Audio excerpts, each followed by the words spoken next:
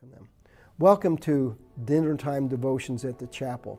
If you've been tracking with us for this past week, you know we've been in Romans chapter 16. And if you're just joining us, let me catch you up. Romans 16 is the last chapter of Paul's longest epistle. And in it he says, greet 27 different people. He names 25 of them and he describes 2 of them by a relationship, such as the mother of Rufus. And these names are very important to Paul. These are people who, in the case of Priscilla and Aquila, risked their neck, risked their lives for Paul. So these names are important. And what we want you to know most of all is your name is important and God cares about you. He cares about individuals and He knows us by name and He knows us by need. What's fascinating as you dig into these 27 names, 10 of them are female. Too often we mistakenly think the Bible is all male dominant. Women played an early and powerful role in the life of the church. And 10 of the people Paul says to greet are women. 3 of the names are Latin. And if somebody has a Latin name, it usually tells us a few things about them.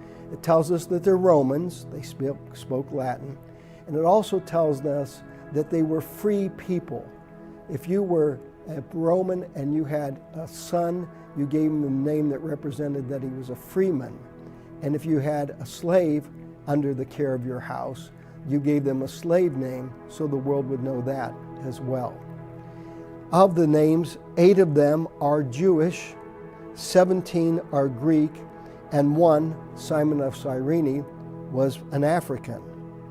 These people were wealthy, others of them were poverty. These people were slaves, and these people were freedmen.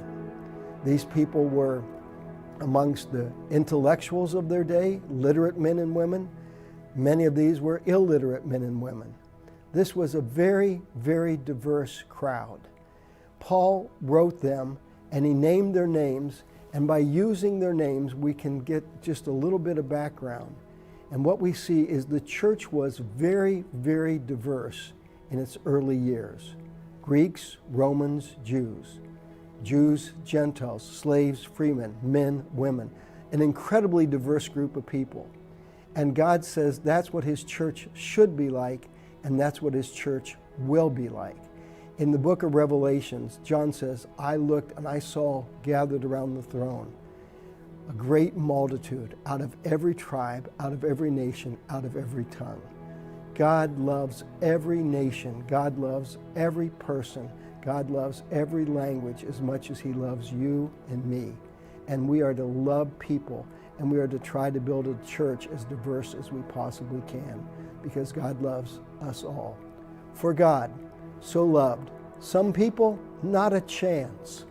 For God so loved the world that He gave His one and only Son, that whoever believes in Him would not perish but have everlasting life.